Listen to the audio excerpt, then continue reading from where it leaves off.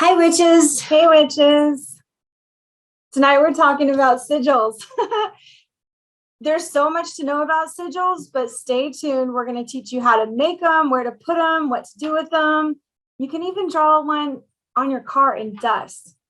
See you soon. This is the last of the 6 o'clock New Witches Q&A meetups because at 7:30 tonight, Kat is doing her beginner witch series at 7:30, and it's like You guys so know I'm excited. nervous. If anybody knows me, like, I'm not usually the one speaking for the entire meeting, and it will be me. We'll be switching places. Yeah, basically. We'll be basically switching places. So if you're coming, and I hope you are, I just hope I bring something of value to the to the group. She's put a lot of work into this, so it will be valuable. So we're at 6:03. Is there anything else that you needed to get before we started? No, you're good. Okay, we got everything right here in front of us.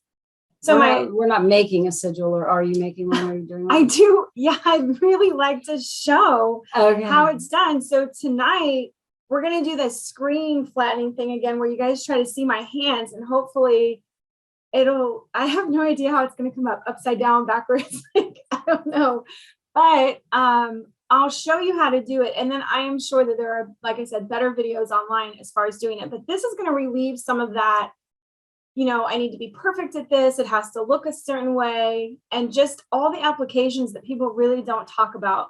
I love that people make specialized sigils, but when they don't go into how simple they can actually be and how many you can use and how often you can make them. I mean, that's all just, it's just up to you. It's not like you have to get this special sigil made that's computer generated and all these crisp, clean lines. My first few sigils definitely look like kindergarten art. I was gonna go with like maybe 7th, 8th grade. I was gonna go a little higher than kindergarten, but well, that's because you spent a lot of time in art classes. I did. So she's elevated. So my first sigil looked like kindergarten art because I didn't spend many years in art class. Yeah, art was my healing time for myself. Anything to do with art. I didn't really do it because of the class projects. It was always really about me and what I got from it. Still love my art teachers though. Jessica, I'm going to answer your question. The last 6 o'clock class ever. No. We can never say never. No, because we are. Our plan is to. Of course, our plan here is to build a community, which we have worked on doing over the last year plus. We have almost 900 witches in our little community here at the New Witches Meetup. And the only thing we want to do is is help people on their path. So we don't really know, we don't know where this is going to take us. We have two different meetups going on. We still have a New Witches Meetup, beginning witch series, which starts tonight at 7:30. I did change the time because some people had problems. They had trouble meeting that 6 o'clock time, so they couldn't do that. So I did make it a little earlier in the hopes that everyone could get. We made it later. I'm sorry, I made it later in the hopes that that people could get their kids fed and the dishes done and everybody settled in, for the evening, and then they would be able to relax and join the meetup. So that's why this first 13-week series is going to be Monday night at 7:30. But after that, we'll just see kind of what the feedback is from everybody here who wants to be a part of this. We may change it to a different day, a different time. Ultimately, we'd like to be doing this full time, but that's not possible right now. I feel like we've run out of things to talk about or say. But we could repeat ours though. I mean, look how many meetups we've had where we've had to rush through. I know. I mean, she talks really fast, y'all. She talks so fast, and there's so much information to share. And I mean, we could go. Well, anyway, how many meetups? I don't even know. I'm losing track. What won't be happening is we won't ever disappear. So that's not going to go anywhere. Yes. And with us getting feedback on like the time isn't helpful for everybody. That's why we decided we have to pay for the subscription of Zoom every month so that we can put it on YouTube. And it's worth it to us because we can reach more people. So, with these free ones, we're like, listen, our whole point is to just get knowledge out there, get people some answers faster than if you have to buy 5 or 6 books and flip through them and figure it out. These are like, well, they're not short, but an hour. Or spend hours on the internet researching and finding websites that, make sense and that get to the point. That gets, oh my gosh. Reading articles. Don't get me started. I need you to get to the point already. Don't get me started on that. I love bloggers. They're wonderful, but the ones that sort of meander for quite some time before they actually get to the point, like the recipe or whatever it is. Or tonight, if it was sigils, maybe there would have been this long 10-minute story. Hello. We're working on 7 minutes now. So. We're just we need to chastise ourselves. All right. So I think that I think we're ready to get started. It's 6:07. Sorry for the long. I just did what annoys me about bloggers. So are you nervous talking? I'm nervous. She's nervous talking. Okay, for anybody who this is your first meetup, the way that we do it is we're going to spend some time going over the information. If you have a question, type it in the chat when you think of it, because if you're like me, you'll forget it by the end, and we'll come back to that. And then once we get done with our information and our questions about the topic, we'll just general Q&A for whatever you guys are wanting to know or ask or whatever. The floor is open to you guys after that. So jumping right into sigils. First, sigils go back to like forever. Okay, you can't pinpoint when sigils first started because they're so personalized that the records that we would need to keep track of when they started for people is all about personal preference and whether they wanted that in the light. So as much as we try to really like define a time of like, oh, sigils and magic in our day and age is, not that old, couple hundred years. But going way back, symbols were made to represent an energy or a power or a thought. So when you think of sigil, it's synonymous with symbol. So many S's. And as you can tell, I have a slight list. So I don't like talking in S's. So sigil is symbol. That's it. That's like the clearest way to think about it. The reason that we call it a sigil is because we give it intention and power with thoughts. So it is an idea, a thought form that you're putting into something physical. And there's 2 different ways to do that. And I'm going to show you guys later how. So with intention, that like as we draw or make anything, our mind should be focused on that one thing. I like to call it a mantra. It's something that you repeat over and over to yourself that you empower your writing with, your thinking, your cup of coffee, your tea. If you're pushing your energy to that source thing and I'm looking for the word. I was thinking imbue. I don't know if that's right. But you're basically like filling this inanimate object with your energy and thought so that it has meaning to you every time you see it. That's how we program crystals. That's when you write, like it's your energy going into it, your force. Why or how, from what do people create sigils? It can be a statement. So like the word millionaire can become a sigil. It can be a name. So if you have a loved one that you really want to connect with or leave messages all around the world because they passed on to the spirit world, you can make a sigil with their name and leave it in places like thinking of them. That's very powerful. And then a deity, that's probably more of the ancient ones. So they had symbols for deities a long time ago. They didn't call them sigils because the deity itself was already powerful. So the symbol of them, it just carried through anyways. If you look at planet symbols, so if you've seen in like any of your planners where Mars is the sign for a human male, right? And Venus is the female one. Those are technically sigils. They're a symbol that have a power associated with them with a reference to something. If you came across that and you had no idea what it was, it meant nothing to you. It means something to the people who create it, who learn about it and know about it, which brings up a great point. Each witch who creates her own sigil or his own sigil, it's only powerful for you. Somebody can't steal your sigil and make it their power. Somebody can't destroy it or do anything because for them, they don't know what it is. So when you make your own sigils, it's just meant like as a secret language for you and your higher self because it's your energy.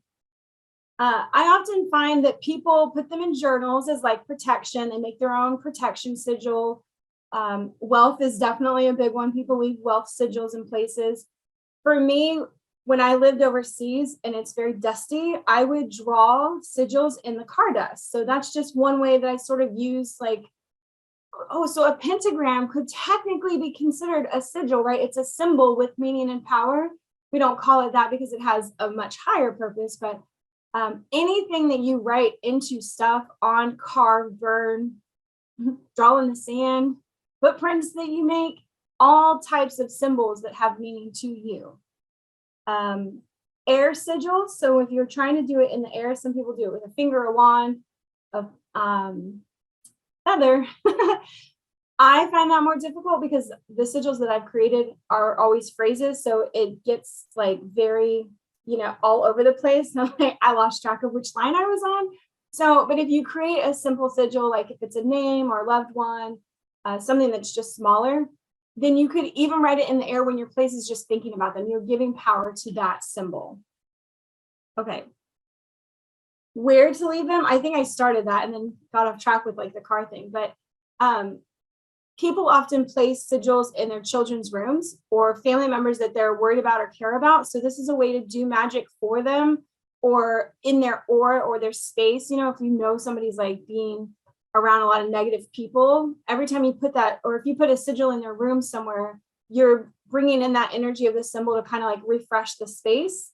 I can definitely say that I've put it underneath tables because nobody flips over a table. So there's something about that it's there and people gather there. And because you feel the feeling, like it still radiates in that space. It's the same thing as like having, a triangle for fire that would represent like this is the element of fire. That's what it means for us.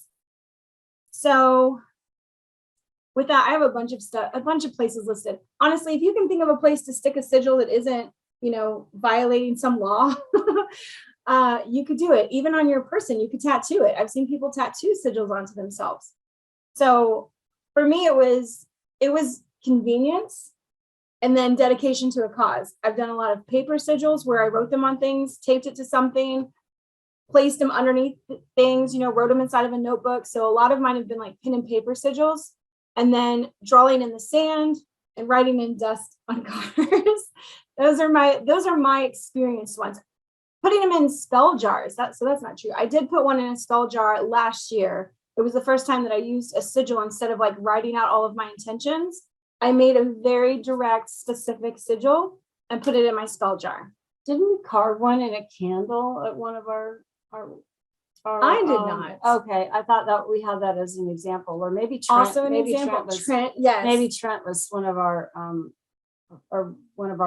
original members who we don't see much anymore. But he did a lot of work with sigils, and one of the things he would do is carve them into candles and then use that candle in a spell. So there's another word that you can use a sigil is in a spell. So that's why the topic on sigils is like, it's way bigger than a meeting because you couldn't possibly go through every way that somebody could use it. And the way that you come up with using a sigil for you is perfect. It's not going to be wrong because you thought of it, right? It's your creation. You own it. I did put down sex magic. A lot of times you will see sigils associated with sex magic. Because people put them above their bed, under their bed, in their bed, under their pillows. They use it. It just is either something that's like very fresh and new. It's like, oh, sigils for sex magic. I don't know. Maybe it has a ring to it. But when I've looked up sigils anytime, there's always one about sex with it. So making it, I guess because sex is a powerful experience. Sure. If it's done right. And love or compassion or child, like your childbirth, like your pet, anything that you can have that deep emotional connection with, making a sigil for them would not be hard because it's not hard to stay in the flow of the feeling for that person. So that might be a reason that it comes up with sex magic. But there you go. Health, money, love, fidelity, family, fertility. You can go through all of the different types of magic that you can use it with. And when I show you guys how to make them, it could be as easy as that. Like it's one word, you reduce down into some lines, and then boom, you just write that same configuration, that same symbol that you create over and over and over again, as many times as you want. And it's always just for you. So since you're creating your own magical item, let's talk about how do you destroy a sigil? How do you release it back into the universe? How do you let that intention go for that thing? Most of the time you'll read that people burn them. So that's given if you know that you have written it on something that's burnable, or wood, or leaf, or whatever, or you cross carved it out into a candle. or carved into a candle, it's burning down. So burning is really like the biggest way that people do it. But depending on where and how you use your sigil, as long as when you release it, your thought of releasing it is letting the energy go to where else it can be used. It's not like it's destroyed forever, it never had any meaning. It's just that you let that energy go that you put into it, and you ask it to go into the universe, be returned to you, or return to where it goes, or like into a more helpful purpose. That's just a good way of releasing any kind of spell or magical item. You tell it to find its purpose elsewhere, that it's no longer needed in your life. So whether you want to burn it, put it in water, bury it, tear it up in little pieces and flush it down the toilet. Oh, I wasn't going to say toilet. I was going to say to the air. I was trying to do like earth, water, air, fire. That would be water. For some reason, I said anyway is right, but that just seems like. I read that. It was a spell that I read. It was a banishing spell, like what to do with your banishing spell. Okay. And if you can't burn it, if you couldn't burn it or bury it, you could also tear it up into little pieces, whatever you're trying to banish, and flush it down the toilet, assuming you weren't going to clog your toilet. But anyway, that's what made me think of it. Okay. Well, I can see that, because then you're sort of like, it's in line with the theme of like, get out of here. Don't want you anymore. I could see that. So it is, like I said, all up to you. This is one of those things where you can use your creativity to create something for yourself that's just for you, and nobody else has to know what it means, what it is, nothing. Because by the time you're finished creating it, it really is just lines, and only you can see what's in there. This is a good one that could apply to people who have to practice their craft in privacy, in the broom closet, where they can't have witchy known symbols out, for on display, or wear them as part of their, wear them or anything like that, because they have to worry about their safety concerns, or people judging them, their family, religion, and things like that. So sigils would be a perfect way to skirt that, and for them not to know what that even was. It just looks like a little piece of art, if you will. Yes. So that's why people like Hotwell, she makes like t-shirts and sweatshirts, and I can't even think of her other stuff. But if she had a necklace that was your spell necklace for protection, then nobody would ever know, and you would feel safe about it. You'd feel good about wearing it. It wasn't drawing too much attention. Unlike wearing a pentagram, which is basically putting myself on blast.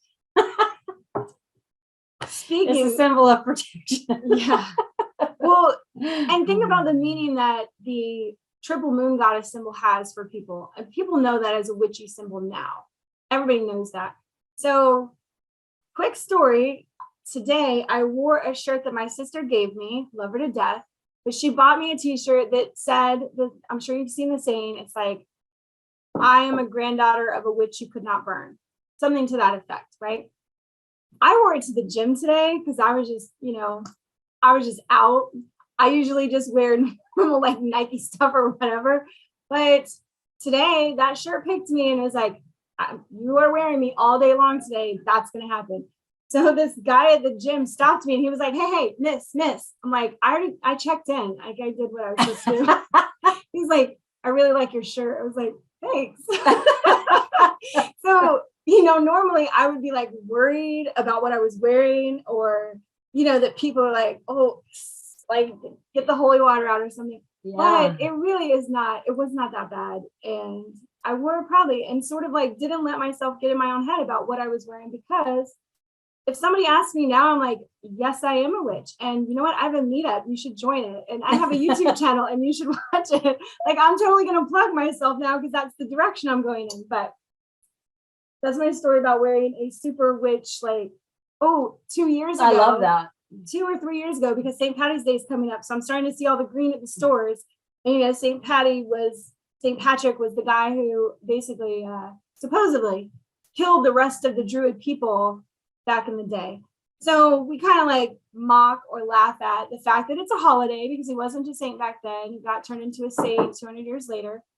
And his whole thing is like he drove the snakes out. So we were the snakes. All right. Okay. Well, I'll take that. That's a power animal. So a couple years ago for St. Patty's Day, my sister and I made t-shirts that said, whatever, something, you missed one. Haha, St. Patrick, you missed one, or something like that.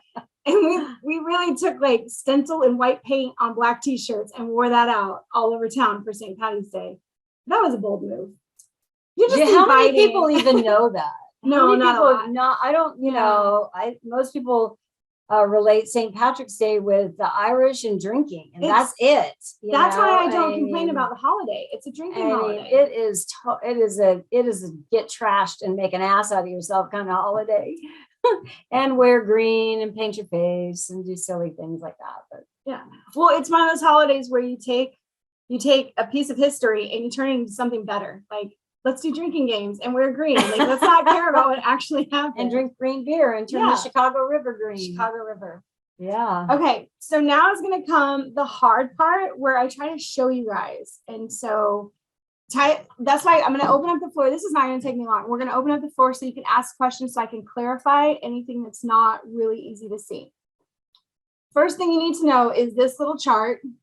And I named this because I couldn't find a real name for it. So if somebody knows the real name for this guy, please type it in the chat. But this is the number letter chart.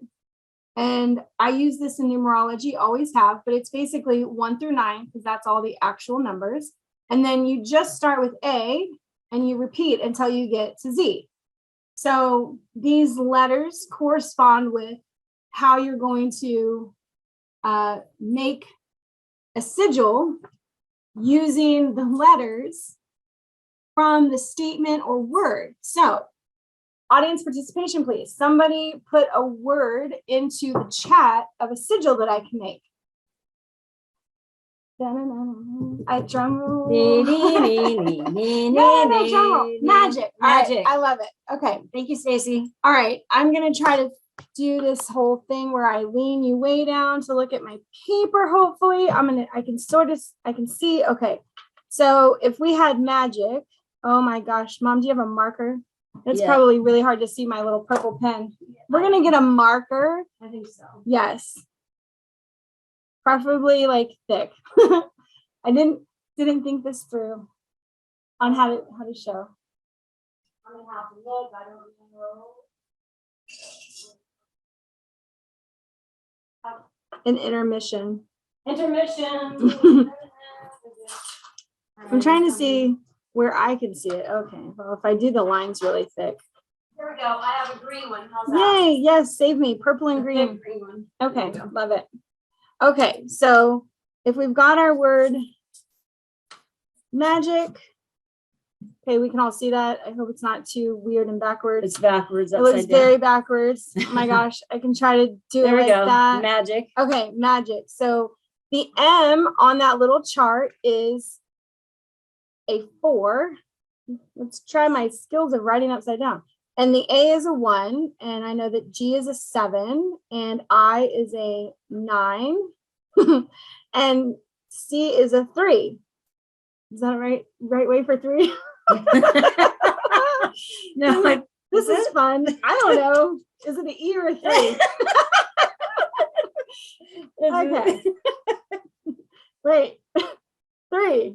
Yeah? Okay, now it's right.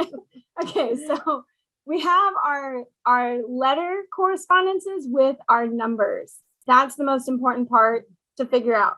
Next, there's many ways that you can do this next part, but all you're really trying to do, I don't know if I should go long ways. All you're really trying to do, create a circle. You can randomly put the numbers in, or you can put the numbers in like however you want. But so random, let me try to be random. That's really hard for my Virgo brain. 6, 7, oh look, I have no spot, 8 and 9. Okay, so now if you can see, we've got this circle with random numbers like a clock around it. And all you're going to do is match 41793 and you're going to just follow that pattern through this circle. So it looks like this. We're what, 4, 4, 1. 4, 1. Oh gosh, 7, 9, 3.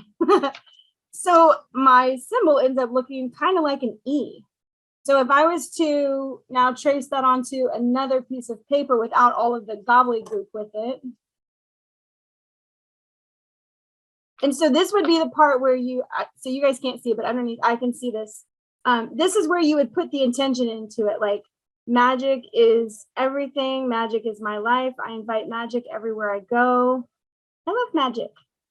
And so that is my sigil. That's how it came out, with my random letters or random numbers, my circle, and then drawing in the lines.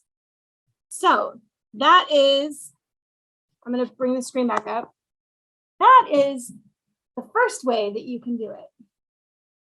Of course, there's many ways, but it's sort of the easiest when you are wanting to do something quick, especially if you already know your number letter chart. Like, I can write this thing pretty fast because I've just been writing it for so long.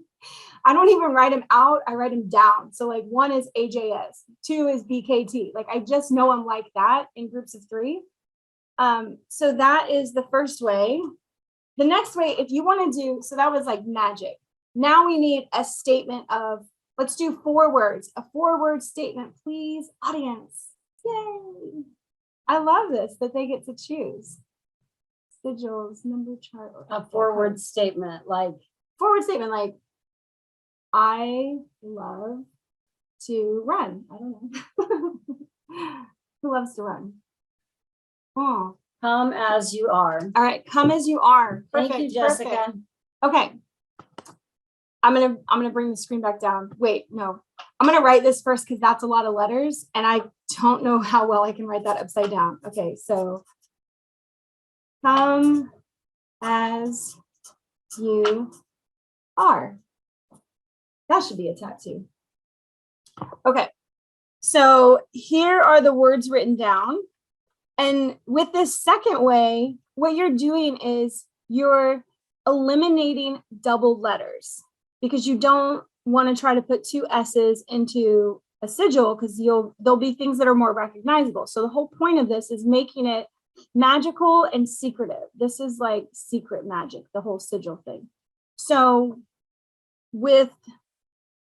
and some people will tell you to take out all of the vowels also. So taking out the vowels is sometimes easier. It is up to you. I'm just going to take out the double letters, maybe. So O has 2. So we'll take out the first D, the first O. I'm looking at this upside down. An A. So CMSYOUARE. No more same letters, right?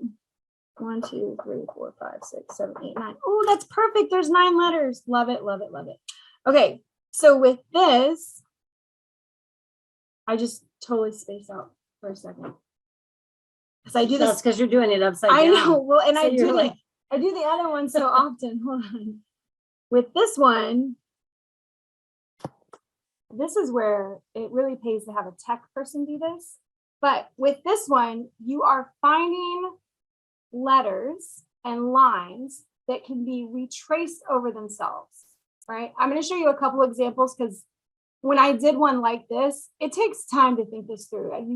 It's much harder to rush it. So I'm going to get a new piece of paper out. I'm going to bring the screen back down so I can show you guys, and you'll get an idea of it. Okay, screen's coming down. I hope I'm not making anybody too dizzy.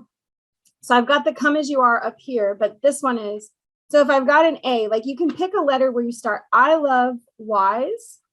So I'm going to pick a Y first. So then if there's an O, all right, so then we got an R, right?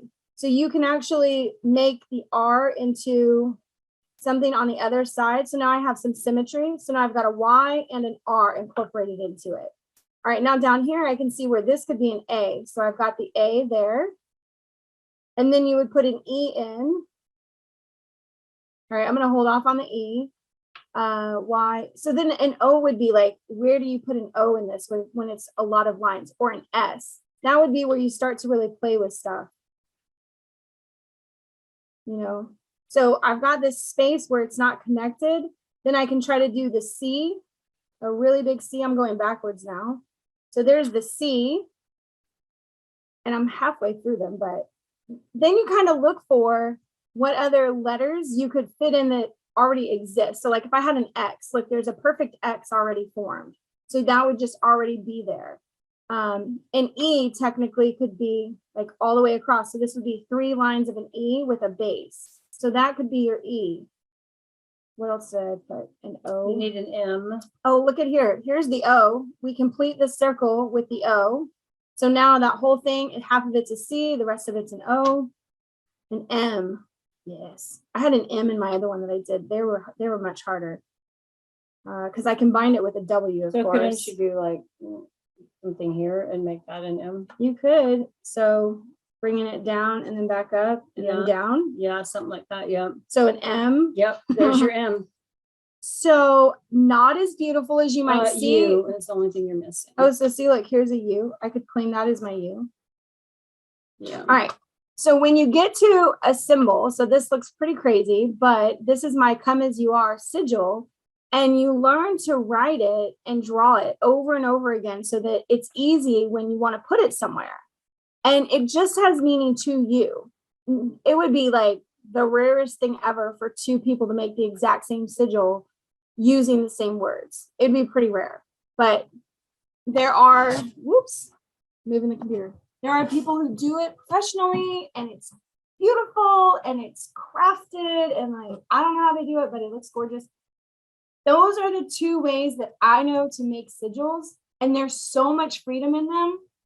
And you can start over. Like if I really didn't like the way this guy was going, you can start over. It's your creation. So don't feel like you're breaking a rule or it's not as magical. You can do this part of the planning it out. And then when you go to write it as an actual item with intention, with energy, then as you know it already, it's less chaotic to say the words to yourself, feel the feelings, and draw the symbol that you're trying to draw. So that's where practicing comes in handy before really setting your intention with stuff. That's why I tell people to practice their spells out before they do it the first time so that they can watch themselves go through everything and be like, okay, what questions do I have? Or what am I missing?